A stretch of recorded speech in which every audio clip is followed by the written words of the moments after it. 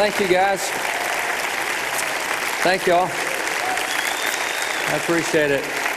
Thank y'all. You know, I think we're all very cognizant of what's going on in the nation. We can all list a lot of problems that we have, but I want to spend a little time just reminding you some of the blessings we have, just so that we don't lose our perspective on this. Under the set of documents that we have had, the documents we use now, and by the way, every year we have a 4th of July, we've set another world's record. Nobody's been as long under the same piece of paper as we've been under ours. So every time we have a 4th of July, it's another world's record, but with the set of documents we have and have had from the beginning, we're the most stable nation in the world. This year at the United Nations, there's 192 nations, and that number goes up and down every year. It depends on who's had a revolution, who's conquered who, whatever. Out of 192 nations, we are the only nation in the world that does not average a revolution every 30 to 40 years. And that's really pretty cool. Nobody came through those back doors there tonight and decided what chairs you're going to dive under if rebel forces come in here and start spraying us with machine gun. Didn't even cross our mind. And yet hundreds of millions of folks had to worry about that tonight. Didn't cross our mind. See, we're so you take France over there on the left center there. France has had 15 constitutions while we've had just one. If you take Poland, the right center, they've had 8 revolutions since 1922. Can you imagine folks who are alive in Poland today that have been through 8 revolutions in their lifetime? Or if you go over to Russia on the far right side, Russia's had 4 revolutions since 1917. Afghanistan, even further right off the map, Afghanistan had 5 constitutions in the 20th century. They now have a new constitution in the 21st century. Imagine living in nations like that. See, we have stability like no one else has ever enjoyed. We also have prosperity like no one's ever enjoyed. You see, we have 4% of the world's population here in America, but we've got 25% of the world's wealth. We are so wealthy that based on numbers from the U.S. Census Bureau, if you live below the poverty level in America, we don't want anybody living below the poverty level, but if you do, if you live below the poverty level in America, you are more likely to have a telephone, a television, you're more likely to have an air conditioner, an automobile, you're more likely to eat more red meat, and you're more likely to have more square footage of living space than the average middle class in Europe. Did you get that?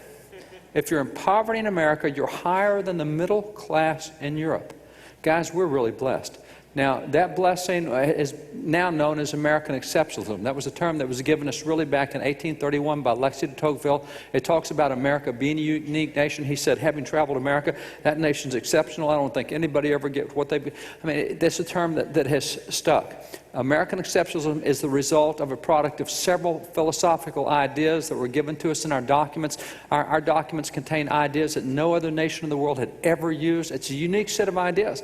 And today in our textbooks, if we talk at all about the politics of America, we don't like talking about American exceptionalism. We like tearing America down. We don't like building America up. And so we've got this negative view of America. It's called deconstructionism, post-structuralism. I don't mean to divert much, but let me just throw something out at you. You may be aware that when a state writes its history standards for the social studies standards for history in the state, that it takes publishers from $30 to $70 million to create a series of textbooks that are used in public schools.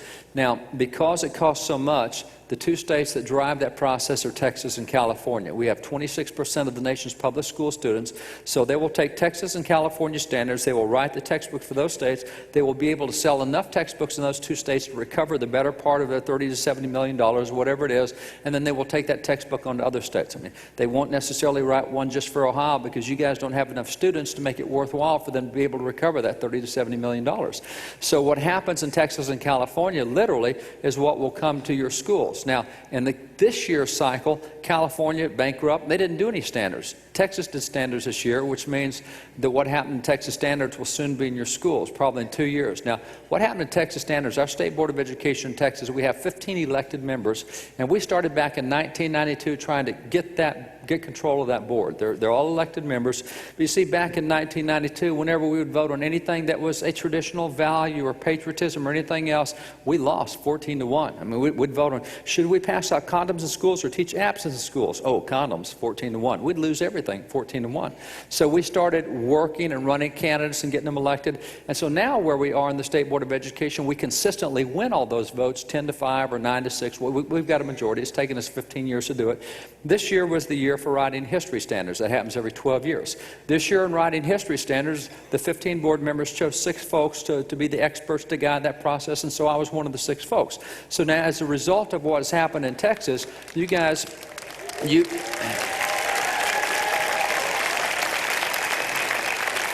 as a result of what happened in Texas, you guys are going to learn all about American exceptionalism, because we got that back in the textbooks for the first time in 60 years. That is something that's back in.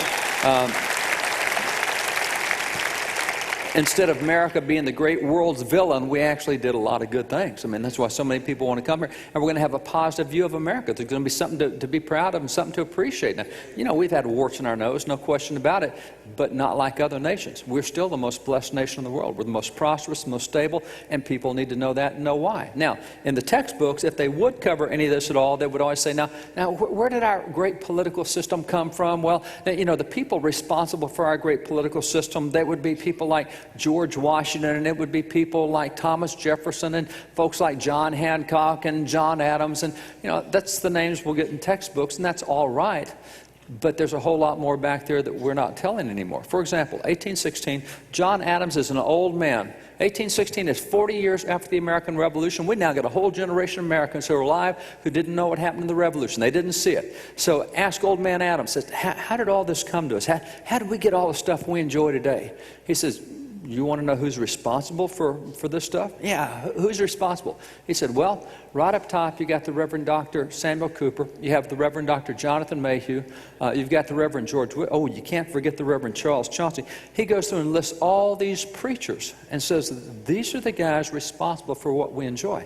Now, we sure don't cover any preachers today in history. You know, we don't cover any religious aspect. They're all secular and all the founding. We'll cover political stuff. We won't even look at spiritual underpinnings. But John Adams, who is an eyewitness, he goes through and lists these guys. As a matter of fact, we don't even, not only do we not cover these guys today, now, you know, it could be that maybe we know a little bit about Whitefield, but the chances that we know anything about Cooper or Mayhew or Chauncey, slim to none. We don't study these guys. We don't study preachers, whether they're white or black. You know, we have no idea who Richard Allen is or who Absalom Jones, John Morant, Lemuel Haynes, all these great preachers, black and white. And by the way, Harry Hoosier, great preacher. He was one of the main preachers in the First Great Awakening. Harry Hoosier drew larger crowds in the Great Awakening, that huge revival back there, than Bishop Koch or Asbury, a lot of the other famous guys.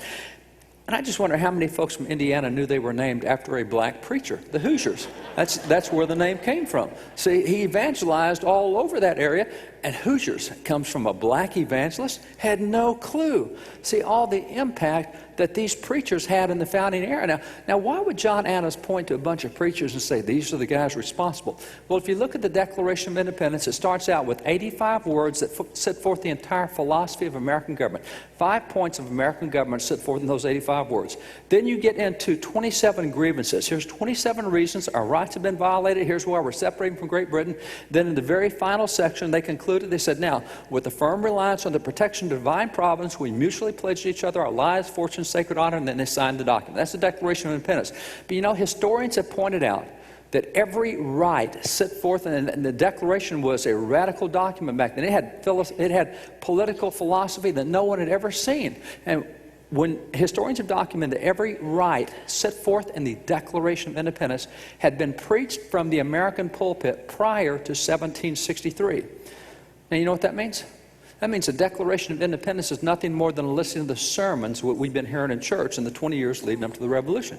You know, we never get that perspective. And by the way, you'll find that a whole lot of those preachers we just talked about, they're now back in history books too. We got that put back in, so that'll be coming to a school near you. Now,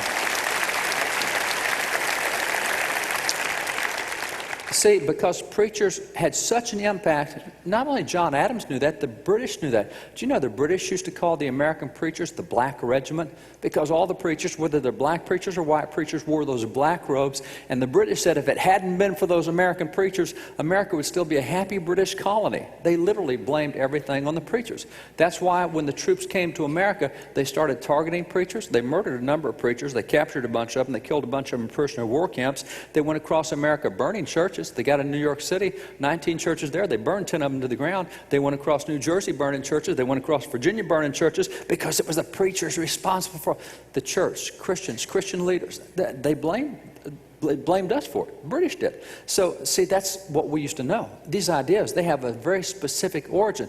Now, in this whole aspect of looking at those kind of things, we used to know this historically, too. 100 years after the Founding Fathers, we would look back, and I just say that because this sermon, you know, all the rights set forth in the Declaration of Independence were preached from the pulpit. Let me just give you an example of the type of sermons that were out there.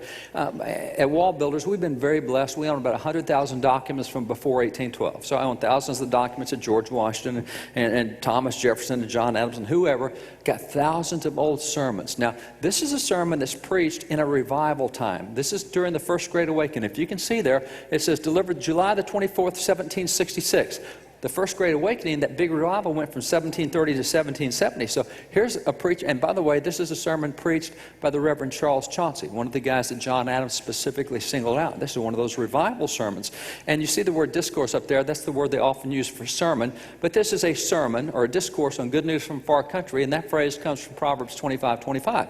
Now, this particular sermon, what was Pastor Chauncey preaching about?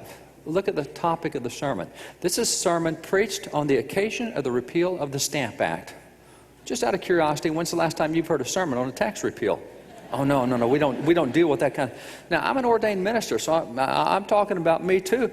I've never preached a sermon on something like that. Never crossed my mind to do that. And by the way, this wasn't just a sermon on a tax repeal.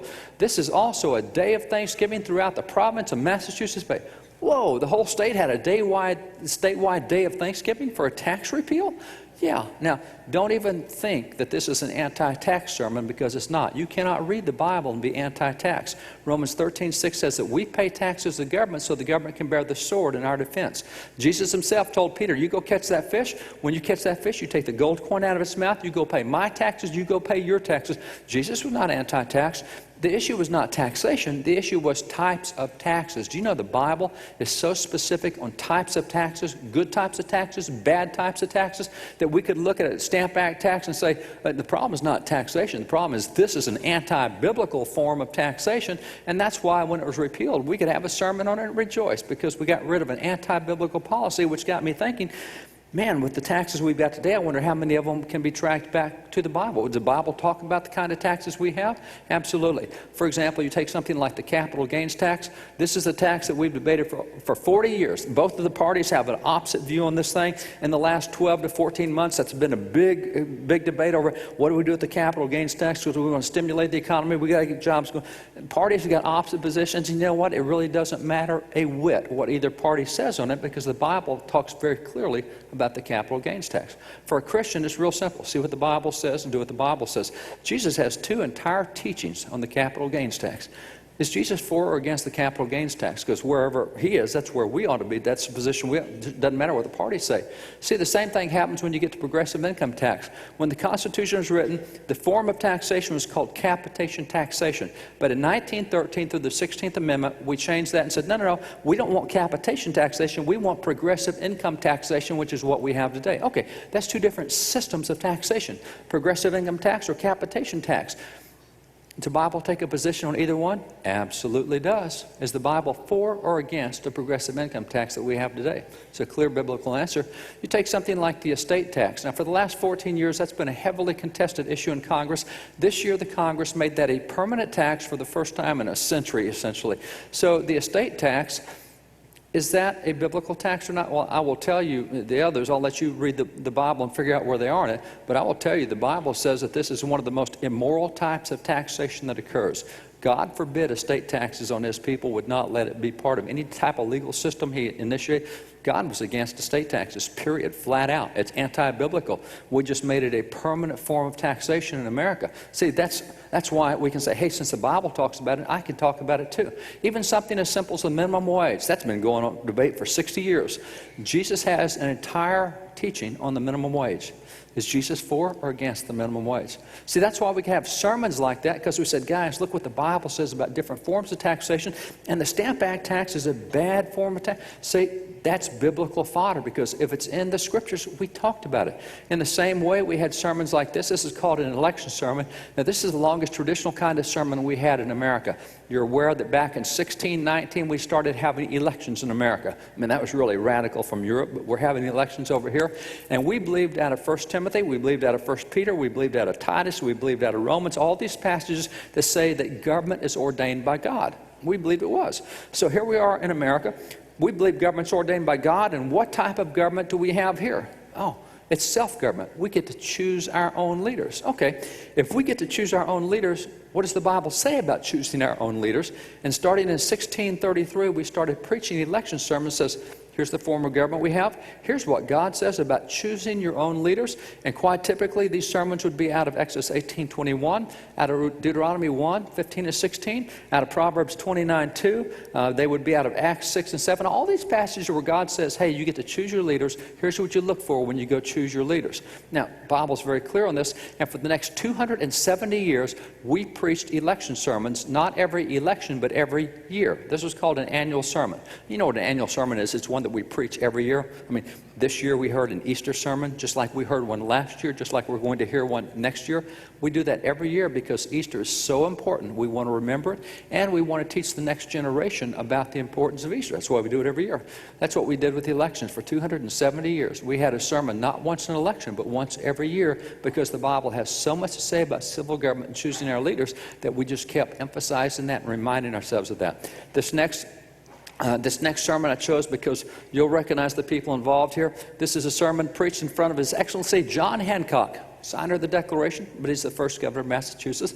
It's also preached in front of His Honor Samuel Adams, signer of the Declaration, the father of the American Revolution, but he's the first lieutenant governor of Massachusetts. And it's a sermon preached in front of the Council, Senate, and House of Representatives. Do you know for 170 years, it was traditional that you would start state legislative sessions with a joint session of the legislature, governor, lieutenant governor, House, Senate, and you'd bring a preacher in to start the first day of the legislative session. That's how you start, was let's get a sermon that puts us all in perspective as we go into session. Now, we did this for 170 years, and interestingly, we haven't done it really in the last 100. I know of 2 times in the 20th century where it was done.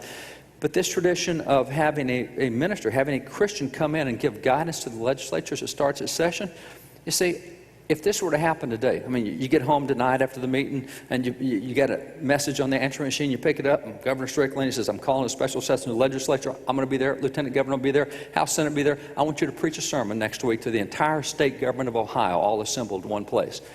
If most Christians were given an opportunity to preach to the entire state government of Ohio in one shot, what do you think to talk about? Speculation on my part. I'm going to guess that most Christians today would preach a killer salvation message. I mean, they would very clearly present Christ, which is a good thing to do. But the difference is, today the church has become very good at making converts of all men, but not very good at making disciples of all men. See, there's a big difference, because back then we said, well, look at this. Moses is a lawgiver. Joseph's a lawgiver. Daniel's a lawgiver. Matter of fact, as Nehemiah's trying to rebuild the country, get it back to God, Nehemiah dealt with laws on immigration. He dealt with laws on marriage. He dealt with laws on business. He dealt with laws on interest rates. He dealt with laws on military, on agriculture. Amazing the things the Bible deals with. There's not a topic that comes up today that we don't in some way have biblical guidance and principle for. And that's why for 170 years, we started the state legislative sessions by saying, guys, as you're going into your session, we know there's a lot of things facing the state. We got this kind of stuff going, economic stuff going, and social stuff. And here's some guidance from the Bible as you look at all these various issues. And that's what we did. Here's one of these sermons preached in front of Samuel Huntington, who is a founding father, who's a signer of the Declaration in front of his state government. Here's one preached in front of Oliver Wolcott, another signer of the Declaration in front of the entire Connecticut government. Here's one preached in front of John Taylor Gilman, signer of the Constitution from New Hampshire and the entire New Hampshire state. See, we did this. Oh, that's unconstitutional. You can't, wait a minute. How's it unconstitutional when it's the founders who wrote the Constitution that are doing these sermons? See, these are the very guys who gave us our documents, who said, we need input from the Scriptures. We need God's ministers and God's leaders. We need the church giving us input on these kind of things. That's what we did for all of those years. We also just had regular tradition sermons about government. I mean, here's one, the happiness of free government, the means of preserving it, illustrated in a sermon. Or you've got this one, the duty of standing fast in our spiritual and temporal liberties, a sermon after sermon. And by the way, Not only state government, where they would bring a minister in to start the session. Do you know that even the U.S. Congress, records of Congress, December the 4th, 1800, the U.S. Congress decided that the Capitol building in the United States every Sunday would be converted into a church building, and that's where they would go to church. So they started that in 1800. It's interesting that by 1857, the largest church in the United States was the church that met inside the Capitol of the United States. That's where senators went to church and representatives went to church. That's where presidents came over and went to church.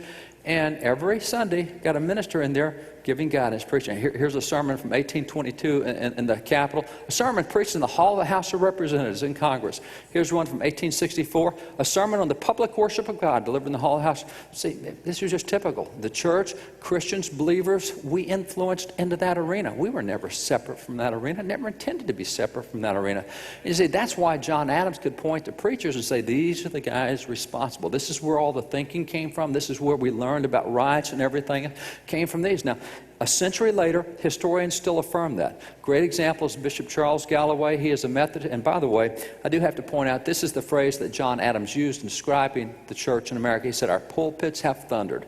And that was the difference in the American Revolution. And that, of course, is why the British called them the Black Regiment. That's what they blamed the preachers for everything.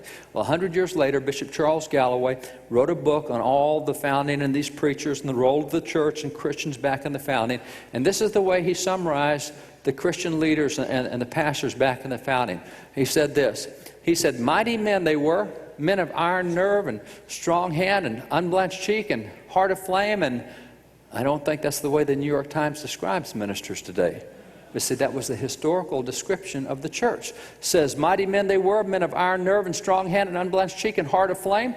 God needed not reeds shaken by the wind, nor men clothed in soft raiment, Matthew 11.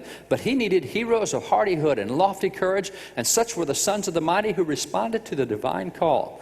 And that was the way they were described. And there's a lot of examples of that. If I take you to the night of April the 18th, 1775, that's the night in which we're sitting out there in ships in Boston Harbor watching all the British come ashore and trying to figure out which way they're going to go so that Paul Revere will know which way he's going to ride. We've got to figure out which way the British are going. So we figure out which way they're coming ashore, and Paul Revere takes off on his ride. And by the way, you do realize Paul Revere was not the only guy riding that night. For example, another guy riding that night was a guy named Wentworth Cheswell.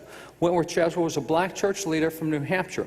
Wentworth Cheswell actually is the first black elected to office in America. He was elected to office in New Hampshire in 1768. For the next 49 years of his life, he was re-elected to office in New Hampshire. He held 8 different political positions. He was a church leader, and I love that. Black and white, riding through saying, hey, Americans, here's the danger to your liberties. Here's where you got to be awake. And so you got Wentworth Cheswell. Now, we never hear about Wentworth Cheswell. All we hear about is Paul Revere. Why is that?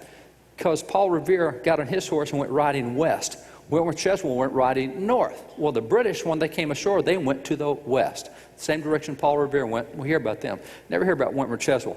I'll tell you about Wentworth Cheswell in a minute. Just remember, he went riding north. So here goes Paul Revere. He's riding west. And by the way, he's not just randomly riding throughout Massachusetts saying, everybody wake up, the British are coming.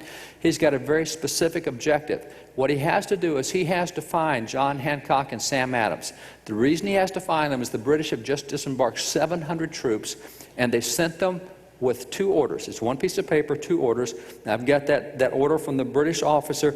He says, you, 700, you're to bring back the bodies of Hancock and Adams.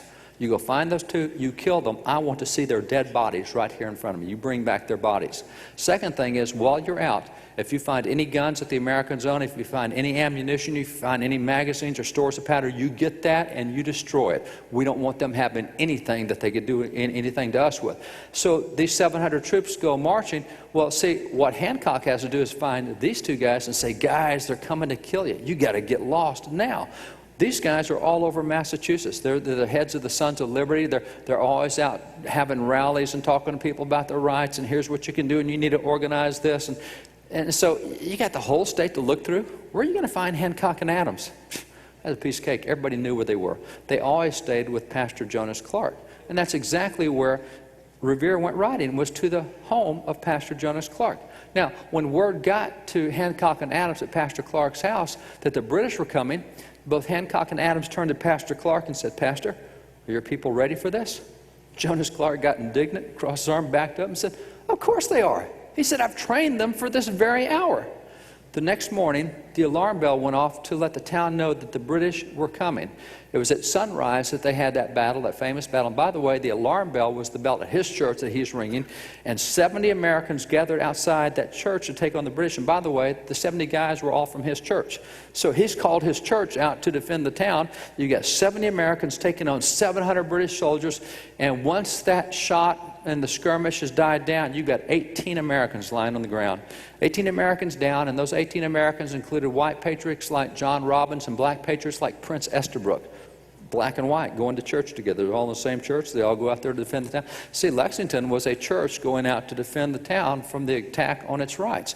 So after the British had their little skirmish at Lexington, pretty easy, 700 versus 70, piece of cake, they went on to Concord. And at Concord, it wasn't quite the same. At Concord, they now found 400 Americans there at the North Bridge at Concord. Not quite the same odds. It's getting a little tougher. A couple of the British got hurt in that battle. No British got hurt in Lexington, but now they're getting hurt. So they decided, you know, it's time for us to get back to Boston. It's 19 miles back. They got to march on that road. They were going back to Charleston, just north of Boston.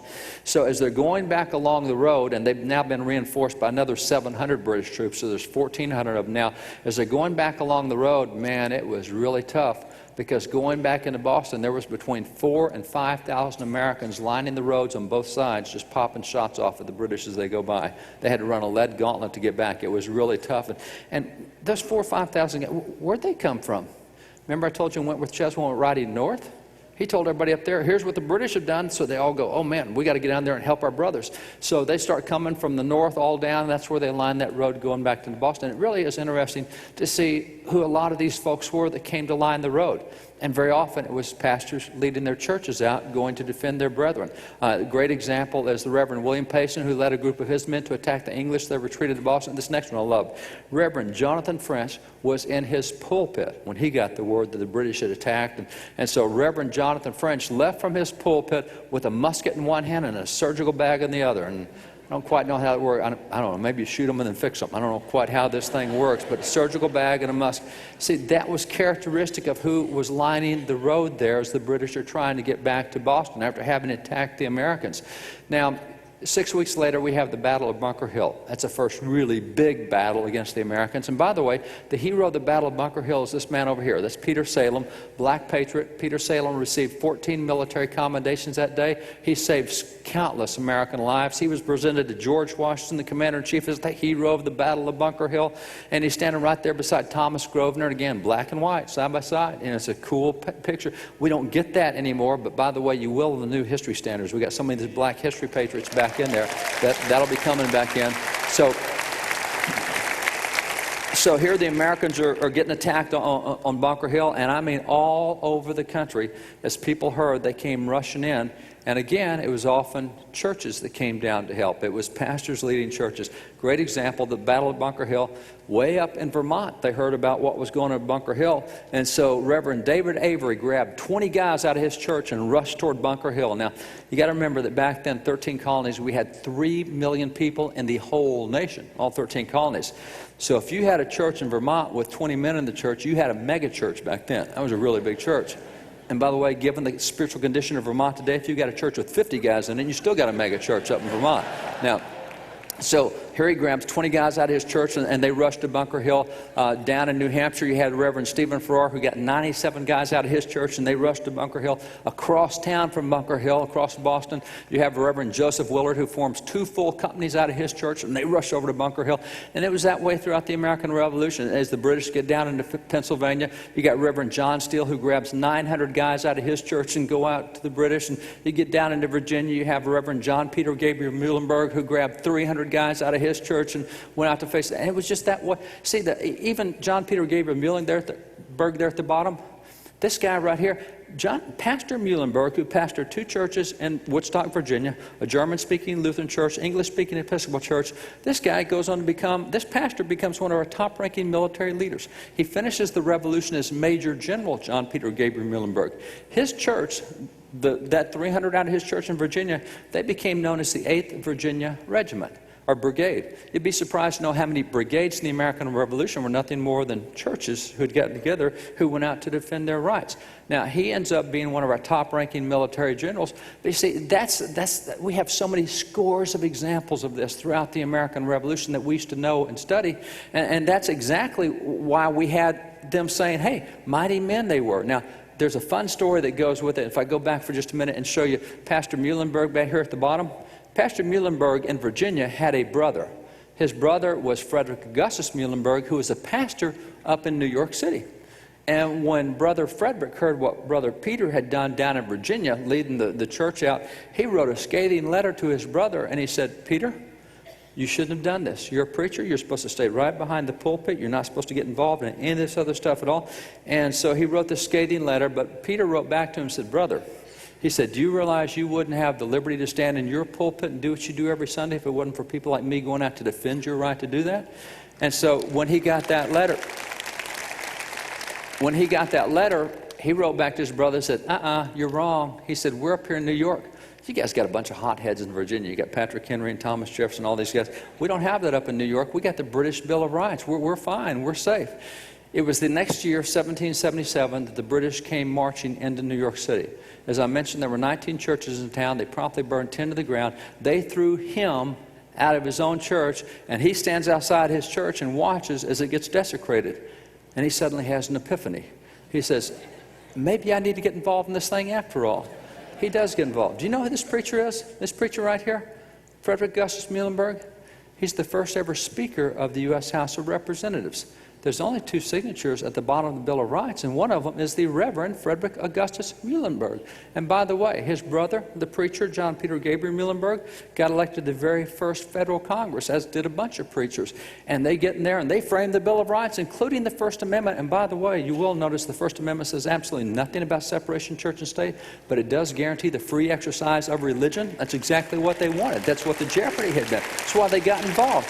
And it's not just that particular document that has so much of a fingerprint and so much of a handprint of pastors and churches and Christian leaders. I mean, take the Declaration of Independence, written by these 56 guys. And by the way, here's a problem we have today with these 50. I was recently at Duke University Law School. That's some sharp kids, elite law school. And I put that slide up in front of them and said, who do you guys recognize up there? And so as they looked up there, they said, well, there's Thomas Jefferson and there's Ben Franklin, and that's where the entire discussion stopped. I said, whoa, there's 56 guys up there. You gave me 2. Give me some more. Don't know any of the rest of them. Well, let me take you over here to the left side. You see those 3 guys sitting on the front row? Those 3 guys, you just go across the front row there. Just follow me across. The first guy there is Richard Henry Lee. Beside him is George Clinton. Next to him is Sam Adams. The guy looking backward against the other 3, that's Charles Carroll. The guy with the light brown jacket on is Robert Morris. Beside him is Benjamin Rush. The guy on the front row leaning on his elbow, that's Elbridge Gerry. Beside him is Robert Treat Paine. And I can keep going through the other 54, and people say, who? Never heard those guys before. Isn't it interesting that we've all been trained to recognize the 2 least religious founding fathers? We can all find Jefferson and Franklin. Of course, all the other founders were just like them. Really? Do you know out of the 56 guys who signed the Declaration of Independence, 29 of these guys held seminary and Bible school degrees? More than half these guys were ministers and trained men? Yeah, absolutely. See, the way we teach American history today is we get the exception, not the rule. That's why we'll look at everything that's ever gone wrong in America, but we'll never look at the things that have gone right in America. That's the way we've taught history. That's the way we do it here. We'll know the 2 least religious founding fathers, but our ability to know that these guys started 121 Bible societies in America. This guy, there's a guy up there who started the entire Sunday school movement. There's a guy over on the right side that did America's very first family Bible. A guy over on the left side that did the first mass-produced Bible in America. A guy right in the middle who did America's first purely American hymn book. He set the entire book of Psalms, 150 Psalms, set them to music. And I can just go through. We don't know anything about those guys. Never heard about them before. These guys, they said that in writing the Declaration, the source on which they relied most heavily was this source, called the 2 Treatises of Civil Government by John Locke. Matter of fact, Richard Henry Lee over here on the left side of the screen said that they, quote, copied the Declaration out of that book. Now, it used to be that 50 years ago, in American government classes, we would always read that book. Because if you understand the Declaration, you really need to understand where the founders got their ideas and the sources. And if they copy the Declaration out of that book, let's read that book. And we used to do that. Now, we haven't done that in 50 years. That book is less than an inch thick. It's less than 400 pages long. Interesting thing about that book is it cites the Bible over 1,500 times to show the proper operation of civil government.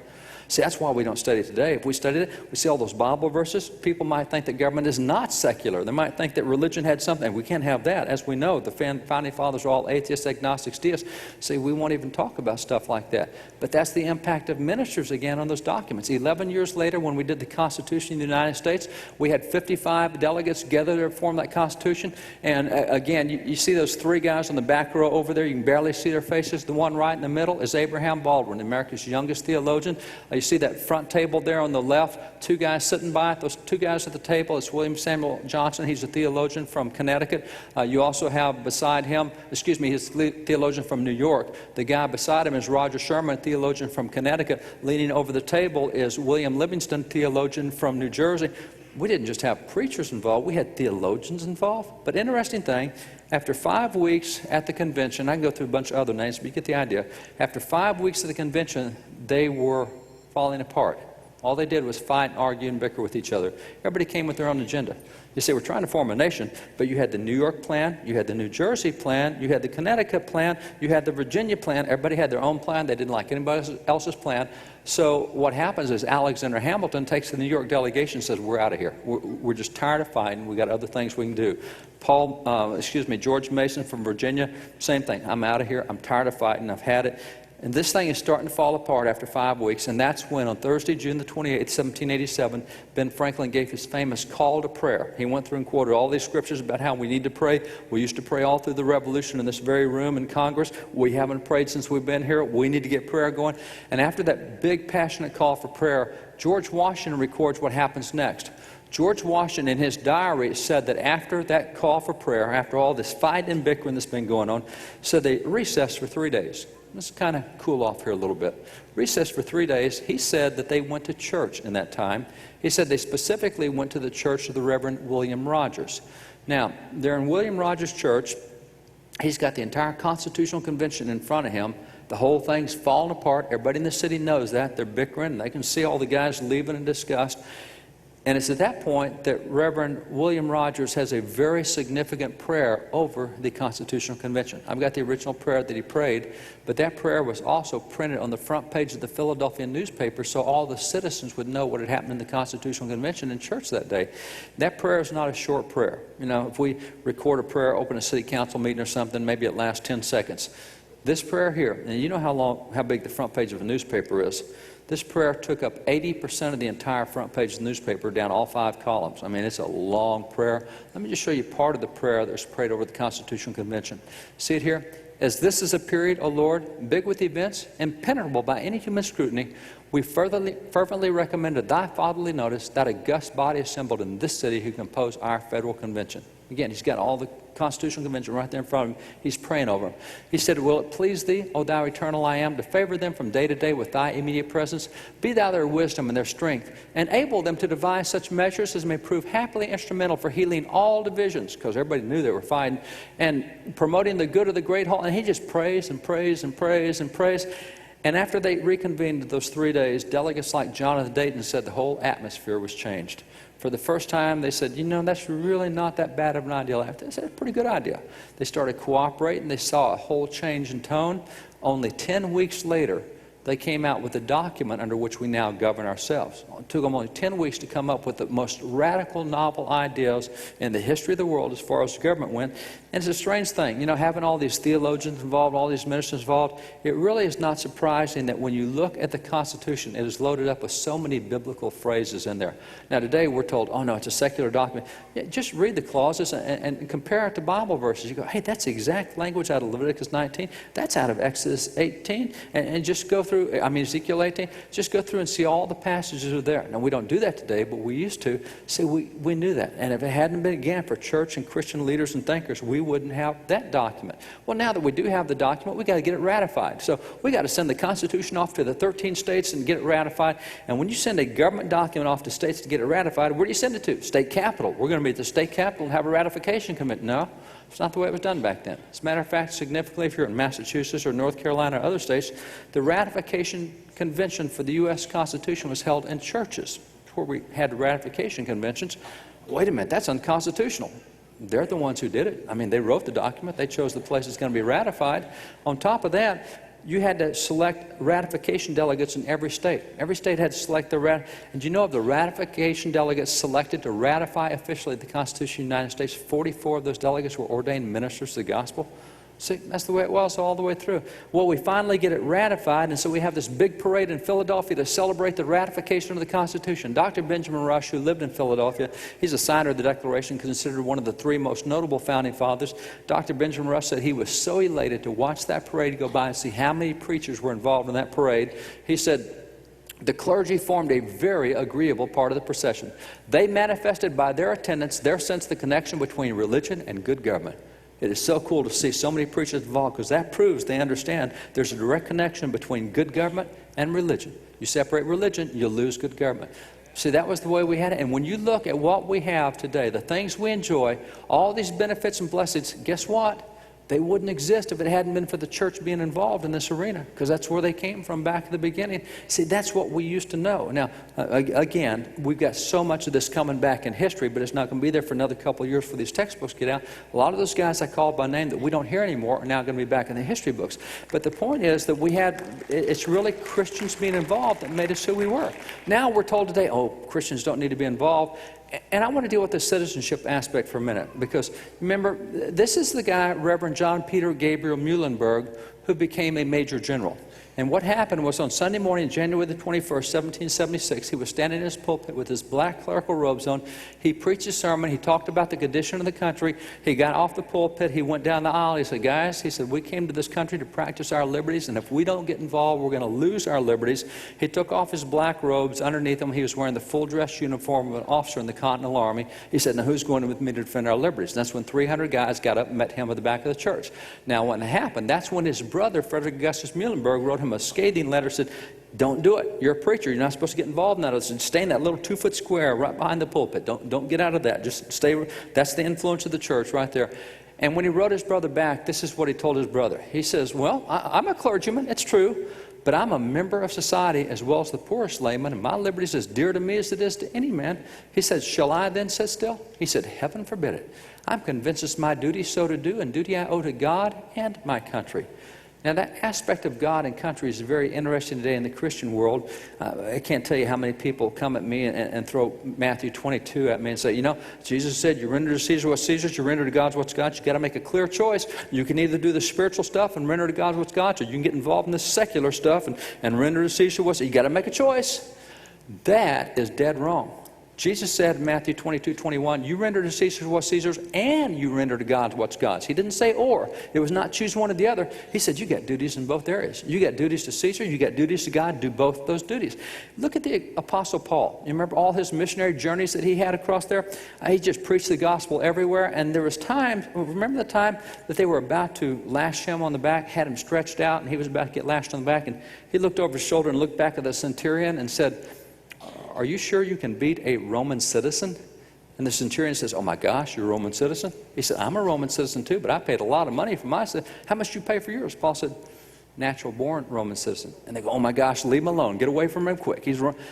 How come he wasn't Paul the Apostle? When did he turn into Paul the Roman citizen?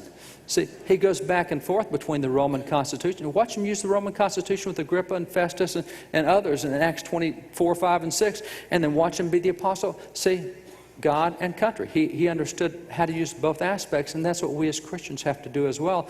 Now, the easiest thing we can do to serve country is voting. That is an absolute no-brainer.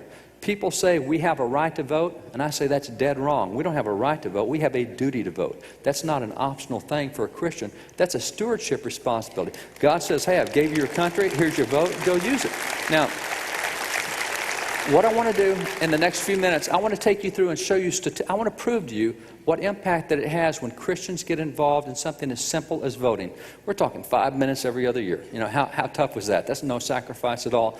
Nonetheless, let me take you back to the patterns of Christian voter turnout. If you look at Christian voter turnout between, and again, last 20 years, from 1992 to 1996, we had a 17% drop in Christian voter turnout.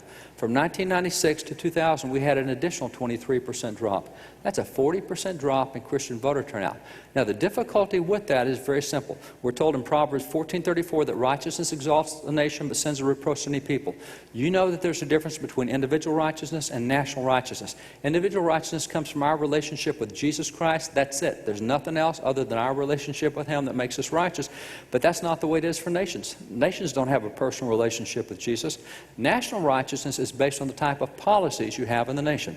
If you're like Ahab and Jezebel, you're going to have 3.5 years that the nation is going to be under a curse from God because of the bad policies.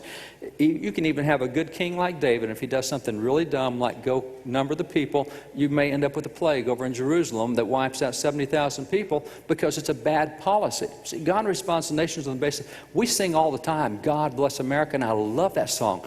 But if we really want God to bless America, we've got to give Him something to work with. You've got to have some policies that are righteousness that He can do something with. Now, how do you get righteous policies in a nation? Proverbs 29:2, very simple. When the righteous rule, the people rejoice. When the wicked rule, the people groan. You want righteous policies, you got to have people in office who are God-fearing people themselves.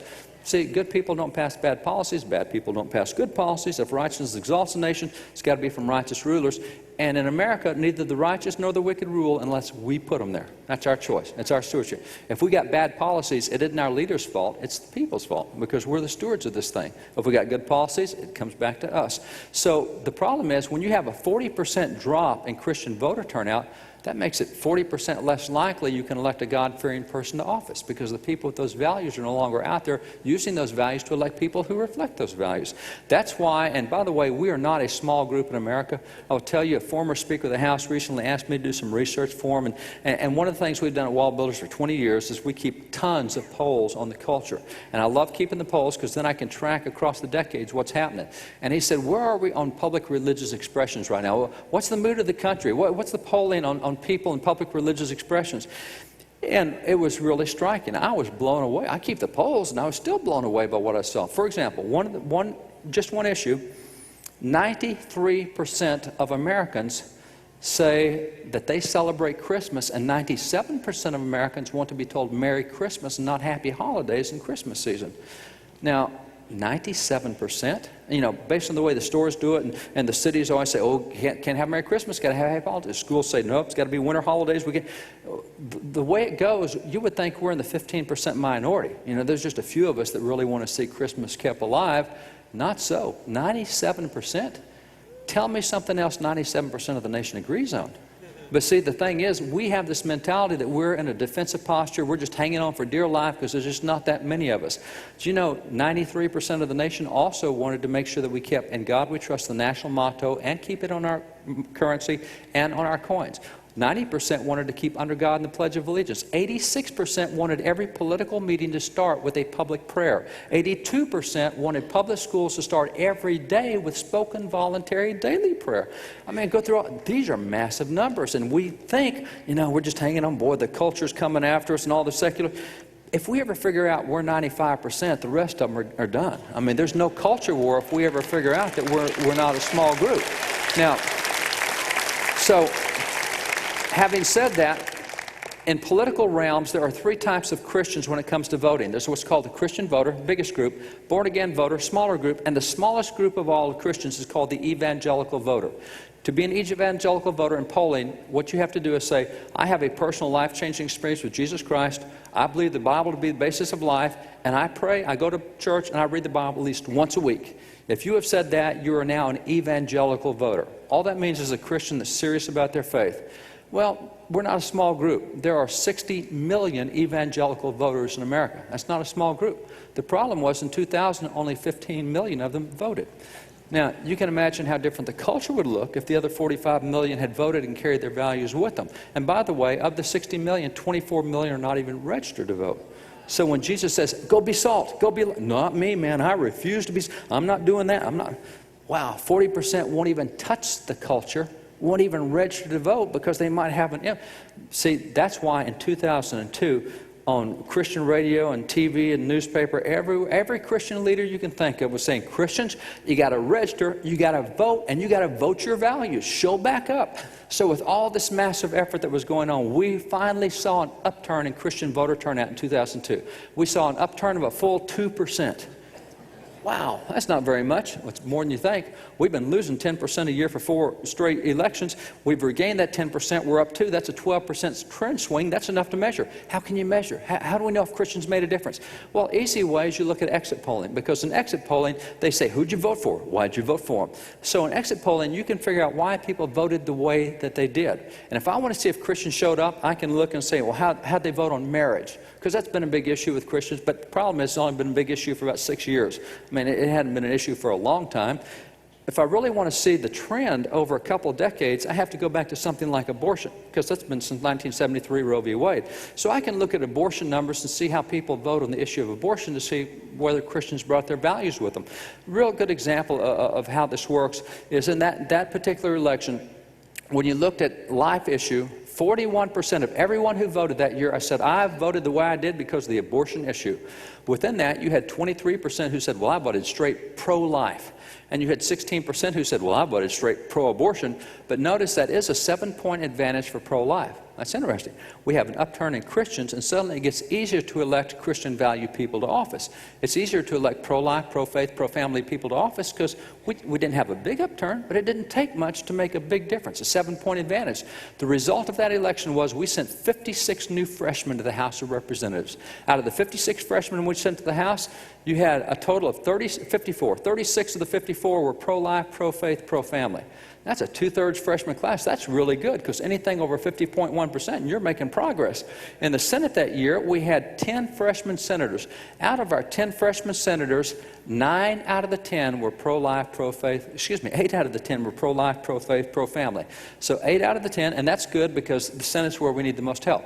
Then we get to the year 2004, and in that year we saw a massive upturn. We saw a full 93% upturn of evangelical voter turnout. It went from that 15 million all the way up to 28.9 million. Now, that's twice as much as it had been, but notice that's still less than half of evangelicals voting. But nonetheless, we could measure the difference. We could look at the life issue and say, 2 years ago, it was 41% of the nation voted on the abortion issue. This time it was 42%. But 2 years ago, 23% said I'm straight pro-life. This time it's 25%. 2 years ago, 16% said I'm straight pro-abortion. This time it's down to 13%. Now look, you got a 12-point advantage. The more Christians show up, the easier it is to elect people with those values into office. The result of that election in 2004 was you sent 40 freshmen to the House of Representatives. Out of the 40, again, 2/3 are pro-life, pro-faith, pro-family. You had 25 of the 40, 63%. In the Senate that year, we elected 9 freshman senators, and 7 out of the 9 were pro-life, pro-faith, pro-family. Now, count up. That's 2 elections in a row where Christians showed back up. The numbers went up for Christians. And in that 2 elections, we elected 94 new House members. Of the 94, 61 were pro-life, pro-faith, pro-family. That's 65%. In that two election cycle period, we put 19 new freshman senators, and 15 of the 19 were pro-life, pro-faith, pro-family. That's 79%. That's really good. Now, but the point is, the reason you elect people to office with your values is you want to see policy that looks like your values. Whether that's agriculture, whether that's economics, whether that's environment, doesn't matter. People you put to office with your values, you want to see that become policy. Do we see any change in policy on the life issue after we put these 2 guys in? Well, I have to say that since 1973, Congress has not passed a single law to restrict the jurisdiction of abortion. Not one. Now, we've got 19 laws that restrict spending on abortion. We've got the Hyde Amendment, we've got the Mexico City policy, we've got the Kemp-Cast Amendment, the Weldon-Dickey Amendment. Got all these things that say, oh, you can't use federal funds for abortions overseas, you can't use federal funds for abortions on military bases, you can't use federal funds for abortions through Medicare, Medicaid. We got all this spending stuff, but we've never once restricted the jurisdiction, not once have we restricted the jurisdiction of abortion by law until these 2 classes got there. And they didn't do the first one, they did the first 4. They've all been signed into federal law. You had the Infant Born Alive Protection Act, the Unborn Victims of Violence Act, the Partial Birth Abortion Ban, and the Fetal Farming Ban. As a result of those 4 laws, the first 4 we had, abortion dropped 24% as a result of those 4 laws. Now that's good stuff. But see, that's why we put them into office. But we didn't hear this in the media. This didn't make big. We did not hear that in those 2 cycles of Congress, we had 190 pro-life votes. No, what we heard was, it doesn't matter who you put in. They're all a bunch of crooks. They're all corrupt. There's no difference with any of them. And so the next year, 2006, Christian voter turnout went down 30%. You see, it went down from that 28.9 million down to 20.5 million. Now, the result of it going down was this freshman class of 2006. In this freshman class, there are 57 new members. But now, remember, Christians didn't show up. Look what it looks like now. Only 17 out of the 54 are pro-life, pro-faith, pro-family, down to 31%. Real difference. If Christians don't get out and vote their values, that's what you'll see in the policy change right there. In the Senate that year, what we had in the Senate was out of the 10 freshman senators, only one was pro-life, pro-faith, pro-family. Did you know only one out of those 10 senators believed that marriage should be between a man and a woman?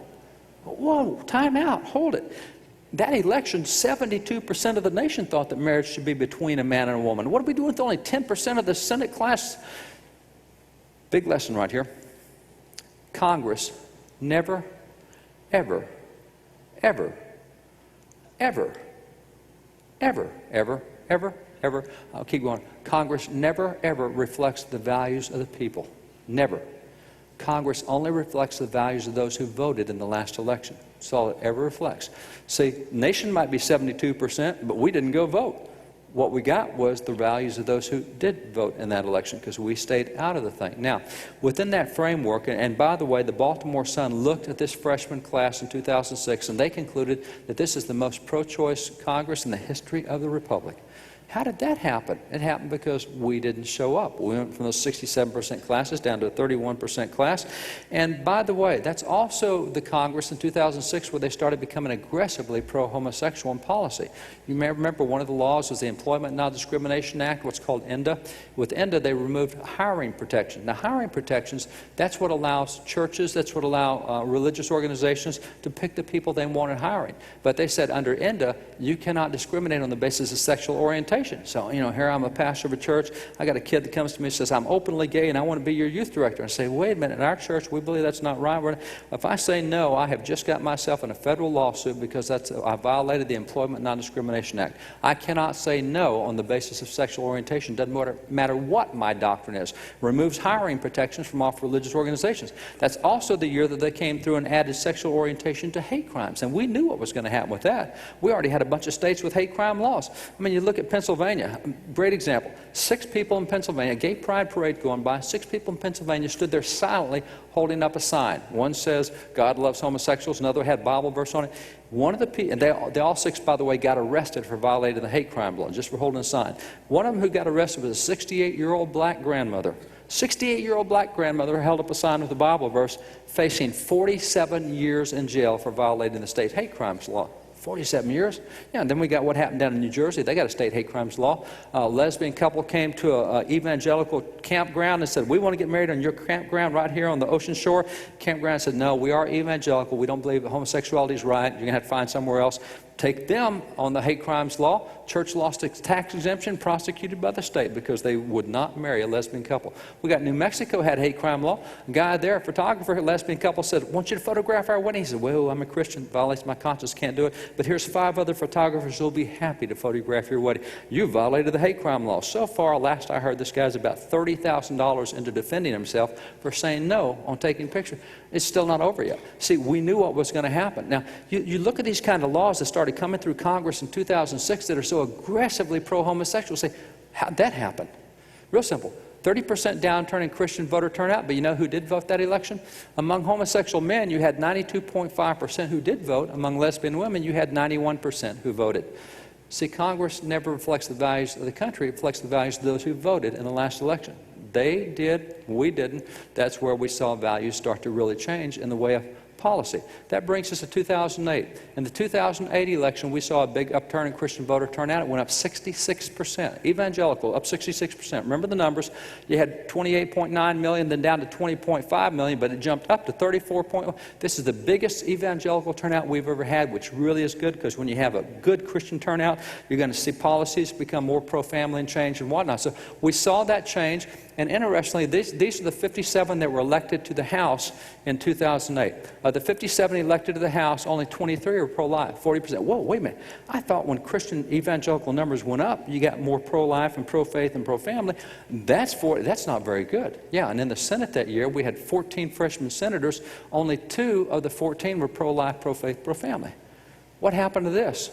Well, we did show up to vote. We just forgot to take our values with us. Do you know, back in 2004, we had full 25% who said, I voted straight pro-life.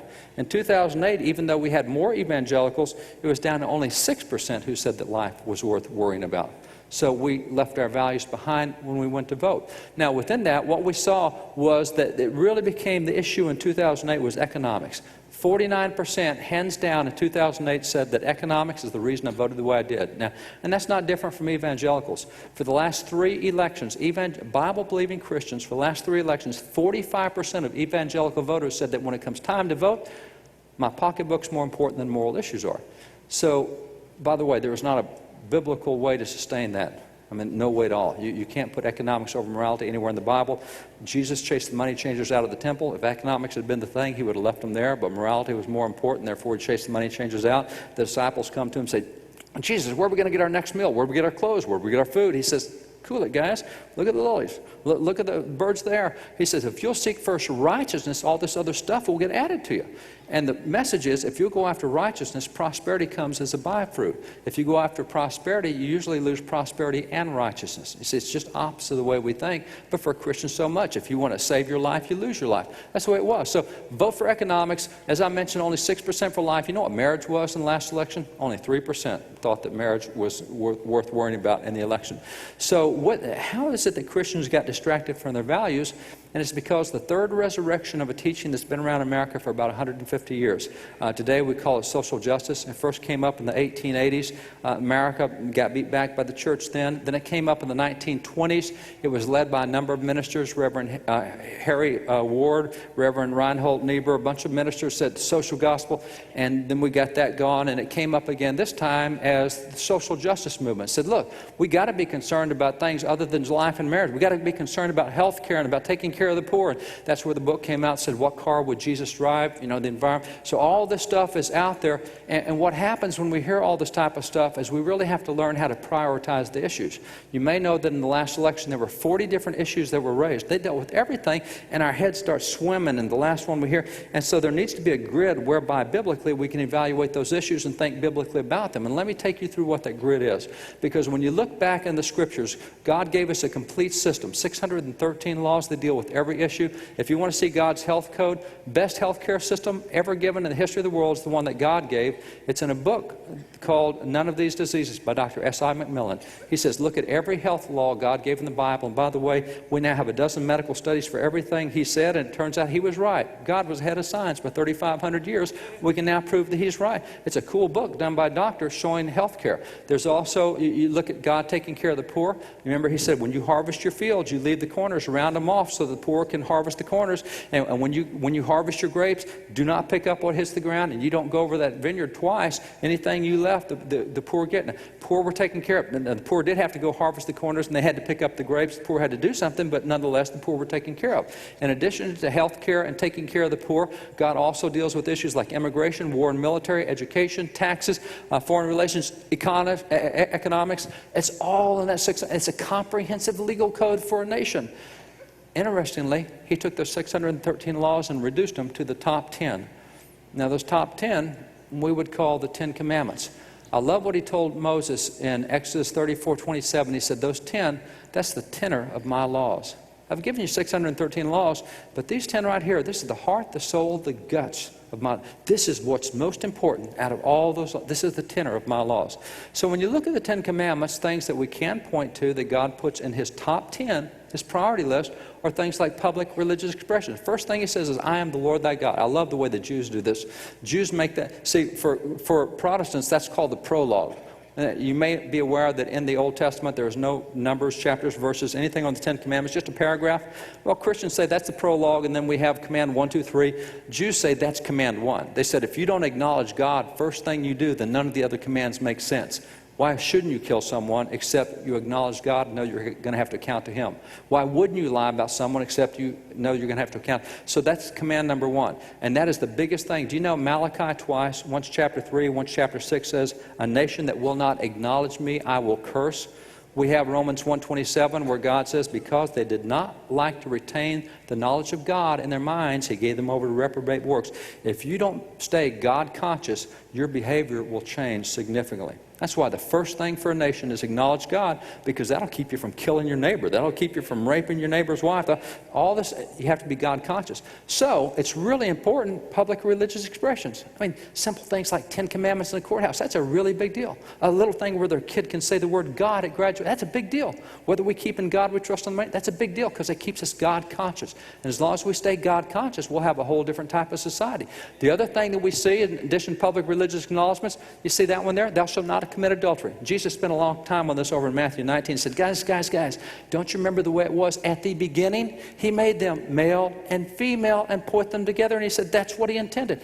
Now, the point is, God is the one who defined what marriage is, and we're supposed to protect it the way He defined it. Committing adultery is not the way He defined it. And by the way, marriage protection would include not only no adultery, but it includes homosexual marriage as well. Anything that redefines the relationship that He gave in marriage, that's a top issue. That makes His top 10, is making sure you protect marriage. See, what also makes His top 10, you have this down here. These two right here. Thou shalt not steal. You can't even want your neighbor's property. Private property protection. Oh my gosh, if we could get the government to read that, wouldn't we all be in a lot better shape? See, private property protection does make the top 10. You know what else makes the top 10? This one that says, thou shalt not kill, and I think you're all aware that in Hebrew it does not say thou shalt not kill. Kill is not the right word. The actual translation is thou shalt not murder, and there's a big difference between killing and murder. God allows you to shed blood and not be in trouble unless you shed innocent blood. Then you're really in trouble. See, the Bible tells me that if someone attacks me and I defend myself and kill them while they're attacking me, I'm fine. I don't have to go to the city of refuge. The avenger of blood can't come after me. Self-defense. I can shed blood and not be in trouble. I can be in a justified war. Look at all the heroes in the Bible who were in justified wars that God held up as heroes. If you fight in a justified war, that's fine. You can shed blood. Now, if you do what Saul did, and he went out and fought the Gibeonites, and God cursed the whole nation because that was not a just war. See, if you get into an unjust war, it's a different thing. But there's all these things in the Bible. God's not against the shedding of blood. What He's against is the shedding of innocent blood, which is murder. And that's why when you look at Jesus in the Greek translation, coming from Greek into English, Jesus twice goes over the 10 Commandments, Matthew 5, Matthew 19. The Greek translation's got it. Jesus says, thou shalt do no murder. So murder is the shedding of innocent blood. God is 100% opposed to the shedding of innocent blood, and guess what? There ain't no question but what abortion is the shedding of innocent blood. There's no guilty blood involved in that whatsoever. So it's real easy to say that abortion makes God's top 10. That's real easy. So when I look at the top 10 that God gives us, you got abortion, you got marriage protection, you got religious acknowledgments, you got private property, but guess what? None of those social justice issues make it down there. None of them make the top 10. But wait a minute, doesn't God want us to take care of the poor? You bet He does. How do we know God wants us to take care of the poor? Because the Bible gives us 205 verses. That's a lot of verses. That's a lot of emphasis. Absolutely. But the significant thing is, you go back to the book of Genesis, called the seed plot of the Bible. We know that in the beginning was God, and God made man, and then God put man in relationship with 3 institutions. Genesis 1 through 3, man, woman, children, family. We call that the institution of family. God put us in a relationship with family. That's a biblical institution, the rest of the Bible. We know from Genesis 9 through 15, He says, here's how I want you to conduct your horizontal relationship. That's where He told Noah, here's what happens. If somebody sheds man's blood, by him will man's blood be shed. Here's what I want happening for. We call that government. That's the second institution God ordained. The third institution is Genesis 32 through 50. It deals with our vertical relationship with God. That's the church. So that's our 3 institutions. Now take those 205 verses on taking care of the poor and read every one of them and make sure you put it in the right institution. Say, this verse is talking about government. It'll go over here. This verse on taking care of the poor is talking about the church. It goes here. This one, taking care of the poor, talking about individuals. And this one's the church. Go through the 205 verses, put them in the 3 categories. When you get done, do you know what the Word of God tells the government to do about taking care of the poor? One thing. The Bible says, government, when the poor come into court, you make sure they get justice. You don't treat the poor any different from the way you treat them. It's the only thing government's told to do with the poor. Everything else deals with individuals and deals with the church. Let me give you a great example. Isaiah 58, the great prayer and fasting chapter. Remember how it starts, Isaiah 58? Is this not the kind of fast I have chosen, says the Lord? Is it not to share your food with the hungry? Share whose food? Oh, my food. Right, got it. The reason I pray and fast is so that I learn to have a heart of compassion and share my food with somebody else. He says, is it not that when you see the naked, you'll clothe them? Who? Government? No, no, no, me. When I pray and fast, so that I learn to have a heart to share with those who need clothes. He says, and if you spend yourself on behalf of the hungry, and if you satisfy the needs of the oppressed, who? Me. If I do all that, he says, then your light will rise in the darkness, and your day, you're not become like excuse me, you're not become like the noonday. Again, individual. That's not a government verse. That's given right at God's people. And then you got Matthew 25. Remember, Jesus said, I tell you the truth, whatever you did to the least of one of these, you did it for me. Who did he tell that to? His disciples were gathered around it. We could say he gave that to us individually, or we could say he gave it to all the disciples, which would be the church. Any way you want it, though, it's not government. He didn't tell government to do that. He told either individual Christians or the church to do that. And that's what you find on every verse. Now, let's say that none of those verses existed. If none of those verses existed, would it be a good idea for government to take care of the poor? Let me answer that by pointing to this group, the American Institute of Philanthropy. This is a group that monitors every charitable group out there. Cheryl, my wife, myself, we give to groups like Salvation Army or Wounded Warriors or whatever. And if I want to know if my money's going right, being used right, if I should give it to that group, I go to that organization right there because they measure every group out there. They say if you give $1 and at least 60 cents out of the dollar does not make the target, you shouldn't be given to that group. We'll let 40 cents out of the dollar be kept for overhead, for fundraising, for staff, whatever. But 60 cents out of your dollar has to make that group, or you shouldn't be given to it. Now, Salvation Army, what is it, 85 or 90% the good group to give to. Take the government. Every dollar the government gives to the poor, do you know how much actually reaches the poor? 30 cents out of every dollar. If that were a charity, there's not one of us in America that would voluntarily give to an organization where only 30 cents out of every dollar reaches the poor. That's the most inefficient organization for taking care of the poor that's ever existed in the history of the world. See, if the government would take that $9 trillion that is directed for the poor, if it would give it to the church and individuals to take care of the poor, it'd go 3 to 4 times as far as what it does with government. Real simple stuff. So God didn't design government to take care of the poor. That's why when you look at things like faith-based, now I'm a consultant in the U.S. Justice Department, prisons. Prison recidivism. If you have a federal or a state prison, the recidivism rate is 68%. That means once someone is released from a federal or state prison, any government prison, within 3 years they will commit a crime that puts them back in prison. 68% return rate. We now have a dozen states with faith-based prisons. Do you know what the recidivism rate is in faith-based prisons?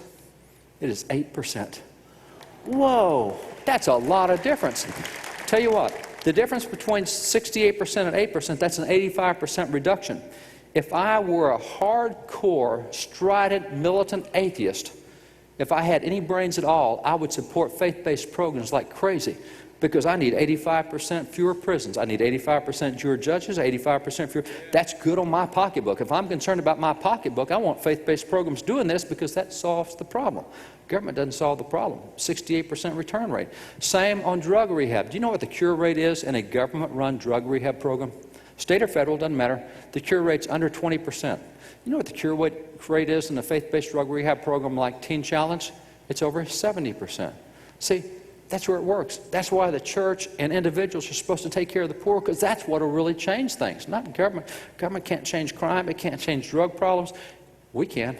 See, that's why God designed it that way. So the whole social justice notion of, we got to do social justice. No, we got to do biblical. We got to do the biblical thing. We have to take the biblical pattern and use it, because that's the only way it's going to work. And this whole concept about helping the poor, one other stat you ought to know. This is a study recently done by Yale University and Notre Dame. They came together, and it's called welfare spending, state welfare spending, and religiosity.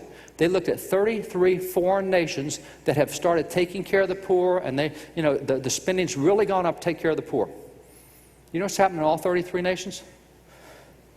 Whatever the amount that you spend on poor goes up, church attendance goes down by the same amount.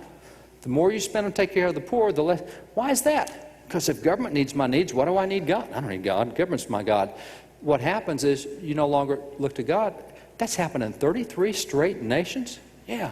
Well, it wouldn't happen in America. We're different. Oh, don't be arrogant. Come on, give me a break. God's no respecter of persons. He's no respecter of nations. It'll happen in any nation that disregards his principles, period, including America. So anytime welfare spending goes up, which, by the way, it doesn't work well anyway, only 30% actually makes a target. We shouldn't be giving to something with 30. When it goes up, church attendance goes down. So those religious leaders who are saying, oh, we need social justice, we need the government to take care of the poor, what they're actually saying is we need church attendance to go down, because that will be the result. That has been the result so far in all 33 nations where this occurred. Now, the final thing I want to share with you deals, and we talked about prioritizing the issues, but final thing I want to share with you deals with this concept of American exceptionalism. What philosophy produced it? Remember I told you there are 85 words up top? Those 85 words cover 5 principles. Now, there's 45 words that cover 3 of those principles. Let me take you through those 45 words. This is the philosophy behind what made us so different. They said, we hold these truths to be self-evident, that all men are created equal, they're endowed by their Creator with certain inalienable rights, that among these are life, liberty, and the pursuit of happiness. Now, out of that, the philosophy of government, there's 2 clear points that come out. In government, not individuals, in government, we acknowledge there's a Creator. That's a government document. We believe there's a Creator. Government, we acknowledge that the Creator gives guaranteed divine rights to men. Inalienable rights. They come from God. Now, that's the philosophy of our government. What's the purpose of our government? That's totally different. Purpose of our government is also found in those 45 words. Go back there again. We hold these truths to be self-evident, that all men are created equal. They're endowed by their Creator with certain inalienable rights, that among these are life, liberty, and the pursuit of happiness. And drum roll, here's the purpose of government, that to secure these rights, governments are instituted among men. Government exists to protect the rights that God told you you're supposed to have. Now, when you go back and look at these inalienable rights, the rights that God gives to man, what are inalienable rights? Well, in the Declaration, they said, among others, we have these 3. And so Sam Adams, father of the American Revolution, he said, well, the first 3, we said among others is 3, and the first 3 are really simple. He said the first is right to life, secondly to liberty, thirdly to property. We go, property? I thought he said life, liberty, pursuit, happiness. Remember the 10 Commandments? 2 of the 10 dealt with protection of private property. The Founding Fathers defined the pursuit of happiness as the ability to pursue, to acquire, to own, to enjoy, and to possess your own private property. Remember back then the king owned everything. Well, the ability to have your own private property and it be yours, that was a radical notion, but that came from God. So that's the third, and that's why to this day we say the American dream is to own your own home. That's owning your own property. So those are the 3, but 11 years later we said, now that we finished this, let's go ahead and name a bunch of the others. So we came up with the Bill of Rights to say all these things that God gave us that government has to protect, cannot intrude into. First Amendment, the right to worship God according to the dictates of our conscience. Second Amendment, they call the biblical right of self-defense, the right to keep and bear arms. The Third Amendment, sanctity of the home, and on through amendment after amendment after amendment. Now, interesting is at the top they still put first is the right to life. And in this day and culture we say, boy, wouldn't it have been really cool if they'd been talking about abortion, but as we know that wasn't an issue back then. It's just been an issue since Roe v. Wade. Really? What makes us think it wasn't an issue back then? The Bible says there is nothing new under the sun. As long as there have been people who were pregnant, there were people who didn't want to be pregnant. See, abortion's not new. As a matter of fact, here's a book we have on abortion in America back in 1808. You'll find that Thomas Jefferson was in the legislature of Virginia in the 1770s, 1790s, making sure they had pro-life laws and there that abortion was wrong. See, the only thing that's changed is our position on abortion. Abortion's nothing new at all. And that's why so many founding fathers talked about the right to life, literally, because abortion was an issue. Let me give you one example. This is a founding father named James Wilson. James Wilson, great founding father, one of only 6 who signed the Declaration and the Constitution. He's put on the original U.S. Supreme Court by George Washington, one of our original justices. He also started the first legal training in America, and he wrote the first law textbook for students. I have his original law textbooks. You know what he tells students about abortion? Real simple. He says, students, he says, with consistency, beautiful and undeviating, human life from its commencement to its close is protected by the common law. He said, in the contemplations of law, life begins when the infant is first able to stir in the womb, and by the law that life is protected. Now, their point is real clear. As soon as you know there's life there, it's protected. You cannot touch that life. This is where technology differs. Back then it would have taken you weeks to know you had life. Now we can know within days, even hours, that there's life. But the point is, as soon as there's life there, you have to protect that life, because life didn't come from the parents. Life came from God. God gives life. Parents don't give life. That's an inalienable right from God. So when they talk about first as a right to life, guess what? They are talking about the abortion issue. That's not a new issue. Now, first is the right to life, and I will tell you that word first has a lot of impact. Having held political office in Texas for 9 years, having dealt with hundreds of state legislators and hundreds of federal legislators, I can tell you that if I can find out where any candidate or any official is on the issue of life, with a 90% degree of certainty, I can also tell you where they're going to be on cap and trade, where they're going to be on the UN rights, the Convention of the Child. I can tell you where they're going to be on stimulus and spending and TARP. I can tell you where they're going to be on every other issue within a 90% degree of certainty, that issue. Because if they will not protect the first of your inalienable rights, they won't protect the second, third, fourth, fifth, or any other down the list. I mean, if they won't protect the right to life, they're not going to protect the First Amendment right to worship God according to the dictates of conscience. They say, oh, kid, you don't need to say God at graduation. What were you thinking? This is public. Wait a minute, how about his right to acknowledge God according to the dictates of conscience? If he wants to say there and say, I'm a valedictorian, and I want to thank God for having me gotten through, that's acknowledged. See, oh no, you can't do that. If you're wrong on the life issue, you'll be wrong on public religious acknowledgments. If you're wrong on the life issue, you'll be wrong on the Second Amendment right to keep and bear arms, to defend yourself, the biblical right of self-defense. If you're wrong on the life issue, you'll be wrong on the Third Amendment issue on the sanctity of the home. Isn't it amazing how many people, if they're wrong on life, they're wrong on marriage as well? If you're wrong on the life issue, you're going to be wrong on the Fifth Amendment right to protect. It's okay for the government to take your property. We really need it. It's all for the greater good of the whole. If they're wrong on the life issue, they'll be wrong on every other issue. Now, granted, all these are called social issues, and we get a lot of people, they say, I don't care what about social issues. All I care about are the economic issues. After all, the government has really goofed things up, where the debt is, where the deficit is, what's happening to spending, the taxes. This is crazy. We've got to get it stopped. Okay. If economics is your thing, then what you want to do is you want to look to groups like Americans for Tax Reform. You may be aware that in any given session of Congress, between 10 and 13,000 bills a year are introduced in every session of Congress. All you're going to hear about on the news is 15 to 20. There's 10 to 13,000. That means they have hundreds and hundreds and hundreds and hundreds and hundreds of votes you never heard about. But groups like Americans for Tax Reform, they monitor every single economic vote that ever occurred, and they will tell you where every representative is. They take all 435 members of the House and they rank them from 1 through 435. They do the same in the Senate. Here's the best guys on economic issues. Here's the worst. And if you look at the best guys in the House, the best economic people in the House on economic issues, don't care what about abortion, don't care about marriage. If we just look at economics, these are the best economic votes in the House of Representatives. But you know what's really interesting? If I bump that list up against the right to life list, guess what? It's the same thing. Oh, amazing. If you're good on life, you're good on economic issues. And by the way, here's the worst in the House. And if I take the worst in the House and bump them up against right to life, same thing, right down the line. If you're 45% pro-life, you'll be about 45% on, oh, I'm economic. I don't care about those social issues. Yeah, you're going to come right in about 45% will be where you are. See, it's a real, and by the way, it's not just Americans for Tax Reform, it's National Taxpayers Unions, every other group out there, you'll find the same correlation. And the principle's real simple. Guys, if they won't protect your life, they sure won't protect your money. I mean, real simple stuff. You know, what's more important? If they won't get the big stuff, they won't get the little stuff. It's real simple stuff. So that's why Sam Adams says first is a right to life. And that doesn't matter whether it's the social issues or the economic issues. And granted, we don't always, I'm helping candidates run for office right now who are in parts of the country where they can't talk about the right to life. I'm helping a guy in Detroit, and that's not an area where you can talk about right to life. I don't care whether they talk about it or not. As a voter, I'm going to find out where that person is on right to life, because where they are on that issue tells me where they'll be on every other issue that's out there. So even if their campaign can't talk about it, that doesn't mean they're not right to life, it just means I need to find out. And by the way, the Bible tells us choose out leaders of tens, fifties, hundreds, thousands, Exodus 18:21, choose your local, county, state, and federal leaders.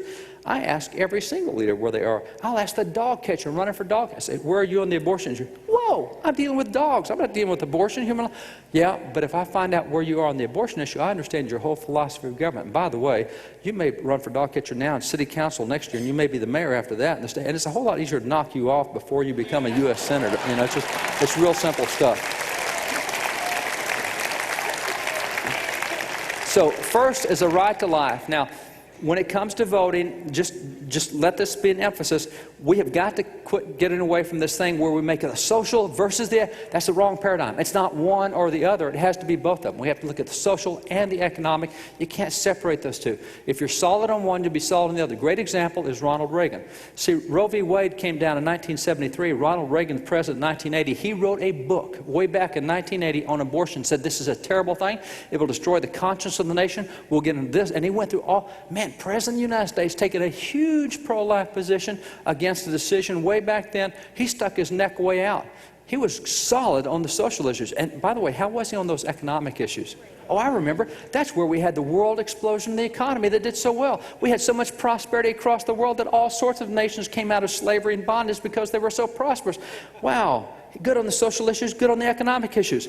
Well, if you're squishy on the social issues, you'll be squishy on the economic issues. Great example, President Bush 41.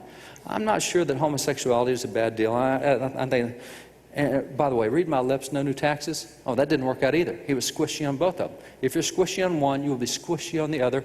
And by the way, if you're weak on one, you'll be weak on the other. Let me give you an example. President Obama right now, do you know what percentage of the nation agrees with his position on abortion? Now, he had 13 votes in the U.S. Senate on abortion.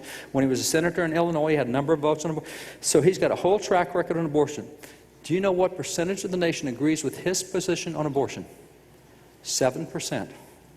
Ooh, he's not very pro-life. How's the economic stuff working out? If you don't get the life issues right, if you don't get the social issues right, so you can't separate those two. Those two go hand in hand, and that's why when we look at whoever we're going to choose, we got to make sure they're solid on those issues. We got to have people solid on the social issues, solid on the economic, because there's not a dichotomy between them. They're all part of the same worldview.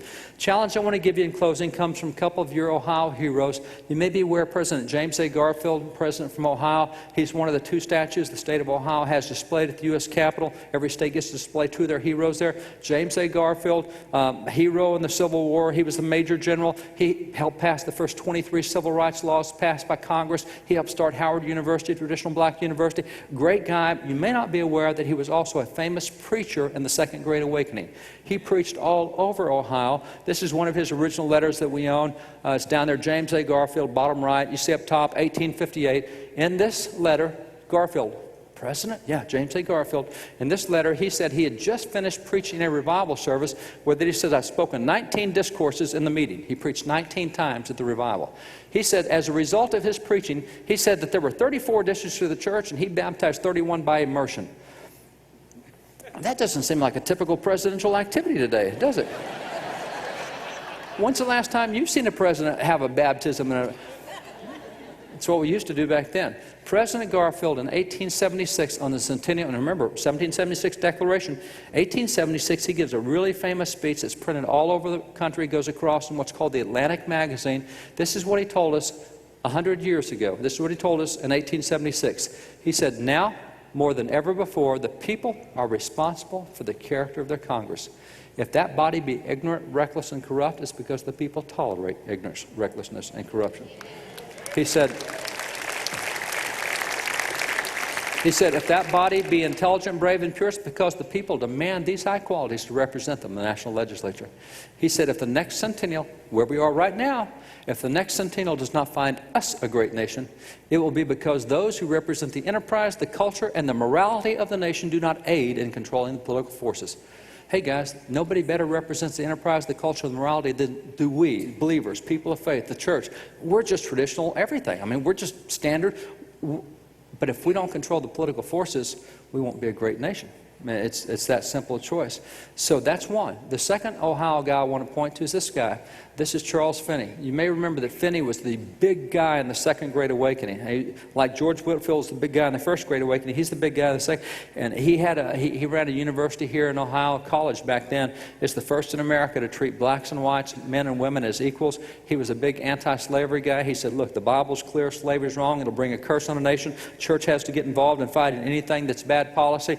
And so the kids out of his school became the overwhelming majority of conductors on the Underground Railroad. They're the kids that are getting slaves out of the South to freedom in the North, because that's just what the church is supposed to do. This is what he said all through the Second Great Awakening.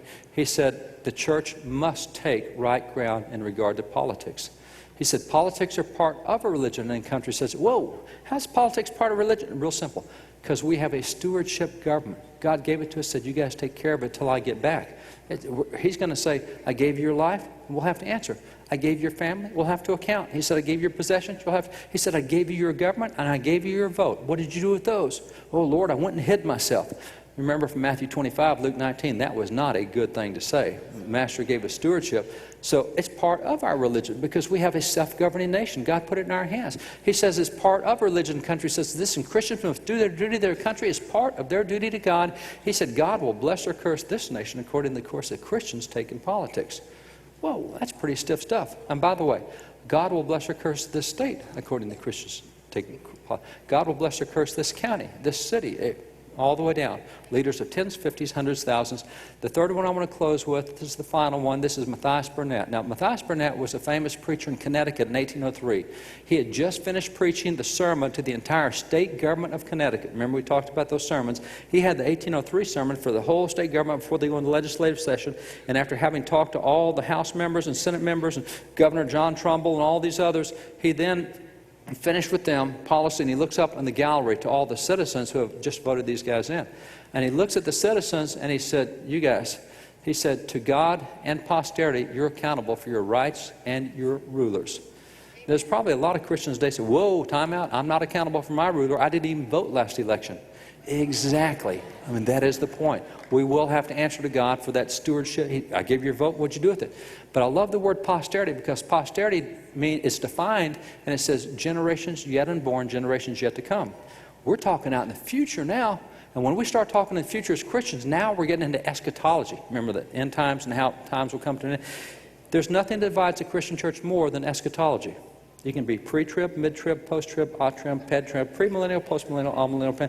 There's all the positions, and you know, people let eschatology affect what I get letters from people all the time, emails saying, Barton, we appreciate what you're trying to do, but you do realize it's a waste of time. All this is prophesied. We're in the last days. Nothing you can do about it. You know, that may be true. It's possible, but I don't care what your eschatology is. It doesn't matter at all. Everybody, regardless of your eschatology, has to deal with a simple command that Jesus gave in Luke 19:13, where he said, occupy till I come. I don't care what your eschatology is, you still got to deal with that. See, I hope Jesus comes back tonight and screws up every plan I've got.